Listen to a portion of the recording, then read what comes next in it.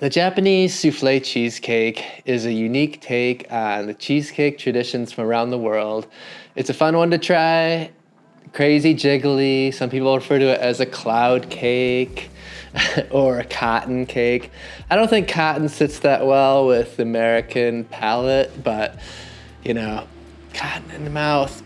Anyways, it's a fun one to try. Somewhere between the cross of a souffle out of the oven and a chilled chiffon cake. Been around since about the 60s.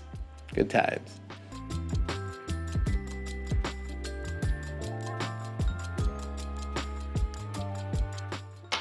Let's prep our pan.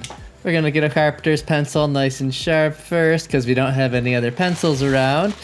Parchment paper, cut a nice long strip of that, and we're gonna measure a circle around our 6-inch pan. Cut it a little bit smaller so it fits, accommodating for the thickness of the pan. Butter it up so that the parchment paper sort of sticks. It never quite does as much as you'd imagine it should. Cut down a long strip, folding the edges to make it nice and neat, and if it doesn't go all the way around, cut another one and put it around. You can do this with a well-greased pan as well, but in my opinion, not really worth the risk. I've had trouble getting these out with parchment paper. Into a medium saucepan, we're gonna add milk, cream cheese, and butter. On a medium heat, we'll gently melt these down. Stir away, stir away. That's pretty good. We wanna let it cool a little bit before we add the egg yolks. Once it is, we can whisk them in one at a time until a nice, smooth, wet batter is formed.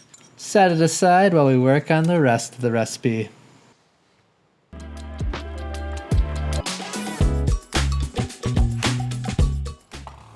To our stand mixer, add your whisk attachment and your egg whites, a little bit of salt to help break the proteins up.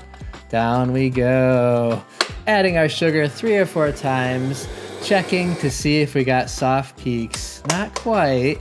Just keep checking as you go and eventually it'll start coming together. Once you do, and it's a little wiggly at the tip, soft peaks have been attained. Into a large bowl, we'll add our wet mixture and sift our flour and cornstarch. This is a little hack to get closer to cake flour if you only have all-purpose flour on hand. About 1/4 the ratio, add cornstarch. It helps lower the protein content to make a more delicate flour. Get this guy a nice little stir to homogenize. Add your egg white mixture and gently fold until you get a nice, even foam. Spatula that into your prepared cake tin. Gonna do a water bath for this one, so add boiling water. Always important to add hot water. You don't want to wait 30 minutes in the oven while it heats up. Bake it for 70 minutes in a 160 degrees Celsius, 320 Fahrenheit oven. Let it sit for an hour in the oven when it's off, and when a toothpick comes out with just crumbs and no batter, you're good to go. It's a fun little cake.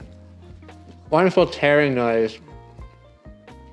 Just sounds like, I don't know, 1,000 bubbles popping or something. It's really unique.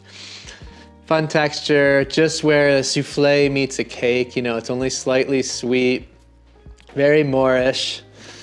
And I think I'll have some more.